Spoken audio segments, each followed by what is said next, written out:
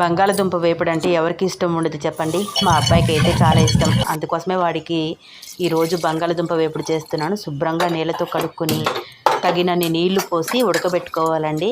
మెత్తగా ఉడికిందో లేదో ఇలా నొక్కి చూస్తే బంగాళదుంప చెక్కు అలా ఈజీగా వచ్చేస్తుంటే ఉడికిపోయినట్టు. ఈ వేపుడికి కాస్త నూనె ఎక్కువ పడుతుంది. డీప్ ఫ్రై చేయాలండి. నూనె కాగిన తర్వాత బంగాళదుంప ముక్కలన్నీ ఇలా వేసేసుకొని కలుపుతూ ఉండాలి. అస్తమానం కలపకూడదండి, ముద్దయిపోతుంది. మధ్య మధ్యలో కలుపుకుంటూ ఉంటే చాలు. కాస్త సగం వరకు వేగింది, ఇంకాసేపు వేగాలి. ఇదిగోండి ఇప్పుడు బాగా వేగిపోయాయి. ఇంకా మనం బౌల్లోకి తీసేసుకుందాము. చక్కగా వేగిపోయిందండి. క్రిస్పీగా భలే ఉంటుంది ఈ కూర. పిల్లలు ఇష్టంగా తింటారు.